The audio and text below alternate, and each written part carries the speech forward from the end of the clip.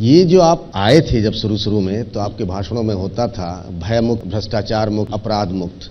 ये आप इनकाउंटर पे इनकाउंटर किए जा रहे हैं। नहीं, आपको लगता नहीं कि भय मुक्त वातावरण पैदा हो रहा है? तो फिर रोज अपराध और घटनाएं तो नहीं कम हुई? घटनाएं तो समाज है तो कुछ तो होंगी, लेकिन आपको लगता नहीं कि मार्च 2017 के पहले की स्थिति में और मार्च 2018 में कोई अंतर नहीं आया है? कोई अंतर नहीं आया आप है? जब कहेंगे कि आपको या तो यहाँ रहना होगा तो मेरी शर्तों पे, नहीं तो फिर प्रदेश छोड़ दें। हमने ये कभी नहीं कहा मेरी शर्तों पर रहने की बात। आप तो मुझे ऐसा कोई तालिबानी फरमान सुनाना चाहते हैं? नहीं, हम तालिबानी नहीं हैं। हम लोकतांत्रिक मूल्यों पर विश्वास करते हैं, लोकतांत्रिक आदर्शों पर चलते हैं। लेकिन हाँ, हमने इस बात को जरूर कहा है कि प्रदेश के अंदर कानून के दायरे में रह करके कोई भी व्यक्ति रहेगा उसको सुरक्षा प्रदान करना हमारा दायित्व है। लेकिन कोई कानून को हाथ में लेगा तो कानून फिर अपना काम करेगा। ये जो पुलिस मुठभेड़ होती है उसकी कभी आपने पूरी कहानी पढ़ी है कि एक आया, गोली चली, एक के पांव में गोली लग गई, दूसरे को अस्पताल में भर्ती कराया गया? सबकी कहानी मिलती जुलती लगती है कि नहीं आपको? देखिए मुझे एक बात बताइए, आप क्या आपको ये लगता है कि जितनी ये इनकाउंटर हुए सब फेक हैं? मैंने सबके बारे में नहीं, आपने कहा जो कहानी बनाने के बाद मैंने कहा दो चार को छोड़ दे। तो मैं क्या कह रहा हूँ, दो चार को बात नहीं कर रहा हूँ। हम लोग लगभग 1250 से अधिक इनकाउंटर हुए हैं। आप एक को भी प्रमाणित कर लें जो फेक हो। मैं तो कर दूंगा। मैं कह रहा हूँ आपसे, मैं आपको चैलेंज करता हूँ। कहानियां एक जैसी क्यों है? कहानी एक जैसी ही होती है, गोली एक जैसी ही चलती है, और एक ही को गोली लगती है। अगर कोई अपराधी गोली मारे, नहीं क्या जो हमारे सब इंस्पेक्टर शहीद हुए हैं क्या गलत हुए हैं? नहीं, मैं उनकी बात नहीं कह रहा हूँ। ये तो मैंने कहा ये तो हमारे जवानों की शहादत का अपमान कर रहे हैं। पर मैंने ये भी जिक्र नहीं किया कि मथुरा में बच्चे को गोली लग गई। नहीं, उसको हमने इनकाउंटर नहीं माना, उसमें FIR दर्ज हुआ, बकायदा उसके खिलाफ कार्रवाई हुई। पर मैं ये जानना चाहता हूँ कि जब कानून है, आप खुद कहते हैं कि कानून के दायरे में, तो ठीक है, अभियोजन होगा, उसके खिलाफ मुकदमा चलेगा, गवाह आप लाएं, उसको जेल भिजवा दें। ये क्यों कि भाई नहीं? ये कौन सी बात है कि अपराधी गोली चलाएं और हम पुलिस वाले से कहें कि भाई तुम अपने हाथ बांधे रहो, और जब गोली चल जाए तो उसके बाद जो है तब जाके तुम गोली चलाना? ये कौन सी बात हुई? सामने से गोली चल रही है तो पुलिस को पूरा अधिकार है कि गोली का जवाब वो गोली से दे। गोली का जवाब वो गोली से दे।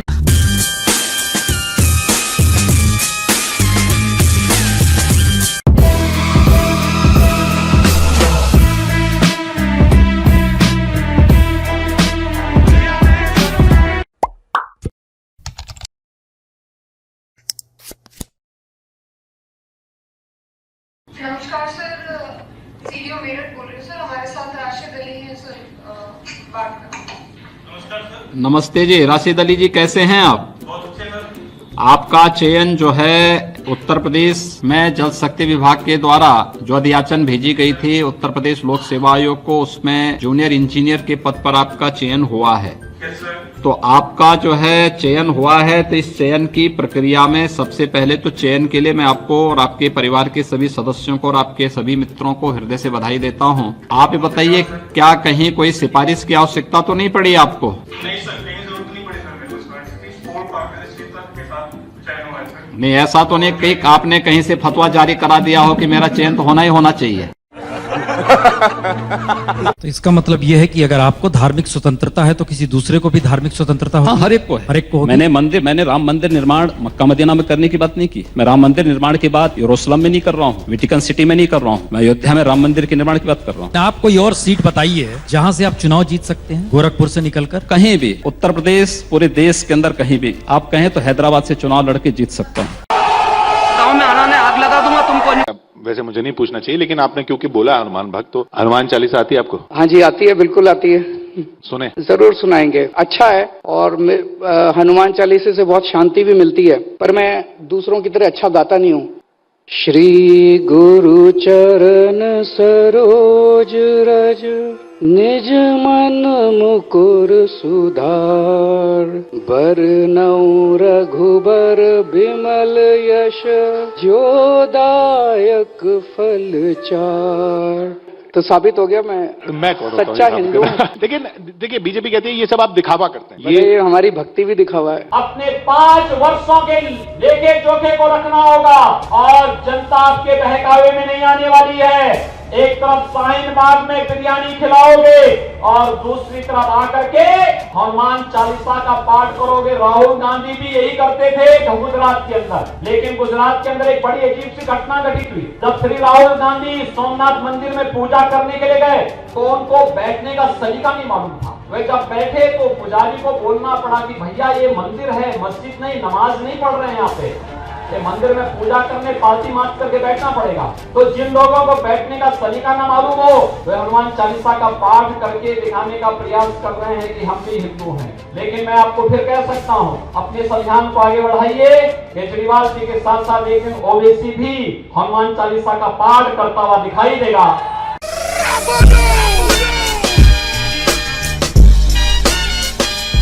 योगी जी, प्यार मोहब्बत की बात तो ठीक है, लेकिन जब आपके भाषण सुनते हैं ऐसा लगता है कि आप सिर्फ नफरत फैला रहे हैं, जैसे सिर्फ आग लगा रहे हैं, जैसे किसी का खून पीना चाहते हैं। मैं एक सन्यासी हूँ और एक सन्यासी होने के नाते सच बोलने का साहस करता हूँ। ऐसा सच आप कहते हैं कि अगर एक हिंदू का खून बहेगा तो हम 10 मुसलमान का खून बहाएंगे। किस परिप्रेक्ष्य में कहा गया है, पूरा वक्तव्य सामने आएगा तो मुझे लगता है उस पर ज्यादा बेहतर तरीके से बोलूं। भगवा वस्त्र पहन के साधु का रूप धारण करके इस तरह की नफरत की बात करना ठीक है? देखिए, मैंने उस बात को कंडीशनल कहा है। अगर कोई आपको मारेगा तो मुझे लगता है कि सामने कोई मानव होगा तो उस मानव को आप ये मान सकते हैं कि आपने एक थप्पड़ मारा, आप दूसरा थप्पड़ भी सहन कर सकते हैं। लेकिन अगर सामने दानव है तो अगर मारना एक हाथ से मारता है, दूसरा हाथ से उसका जवाब भी दीजिए। हार्ड में लिखने में, हार्ड में लिखने में, अंदर से सॉफ्ट लेकिन हार्ड में बिकने में बिकता नहीं। बेटा काम मेरा महंगा, बाकी बच्चे मेरे उम्र में लेंगा।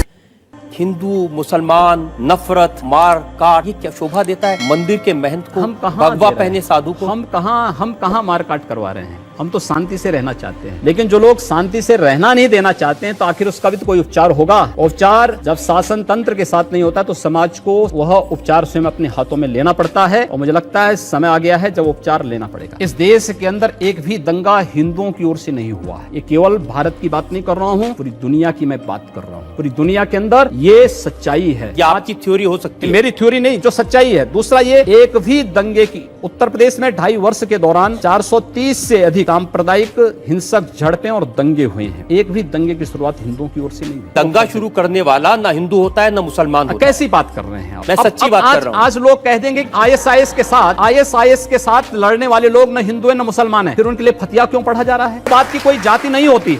और राम जन्मभूमि पर हमला करने वाले आतंकवादी जब वहां सुरक्षा बलों के हाथों मारे जाते हैं तो उनके लिए फतिया पढ़ा जाता है। क्यों नहीं उनको अमेरिका की जैसे ओसामा बिन लादेन को अमेरिका ने समुद्र में डाल दिया, पता ही नहीं लगा कहां चला गया, वैसे क्यों नहीं उनके साथ व्यवहार करते हैं? फिर कोई जाति नहीं, उसका कोई मजहब कोई धर्म नहीं, उसके साथ उसी प्रकार का व्यवहार करिए आप।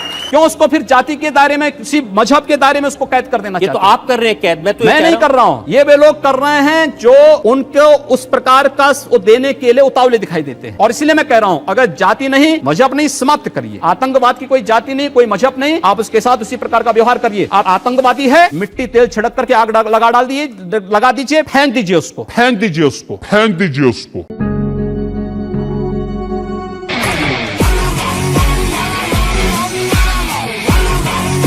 को रहना होगा, भारत के संविधान को मान करके चले, भारत की परंपरा पर विश्वास करे, भारत के महापुरुषों को सम्मान दे, सबका स्वागत होगा। लेकिन अगर भारत के अंदर रह करके ये नहीं चलेगा कि तन भारत में और मन पाकिस्तान में, ये चलेगा तो हम लोग इसको नहीं स्वीकार कर पाएंगे। मैं तो आप चाहता हूं सिर्फ आप जनता से आज इतना वादा कर दें कि आप इस तरह के भड़काने वाले बयान नहीं देंगे, आप आग लगाने का काम नहीं करेंगे और वाकई में सबको साथ लेके चलेंगे। अगर बशर्ते अगला पक्ष शांति से रहेगा तो मुझे प्रसन्नता होगी उसके विकास करने में योगदान देने। और अगर अगला पक्ष शांति से नहीं रहेगा तो क्या करेंगे? अगर शांति से नहीं रहेगा तो उसको शांति से रहना सिखाएंगे, बंदूक के दम पर, मार के दम पर। जो जिस भाषा को समझेगा उस भाषा से समझाएंगे। खत्म, bye bye, tata, good bye, गया।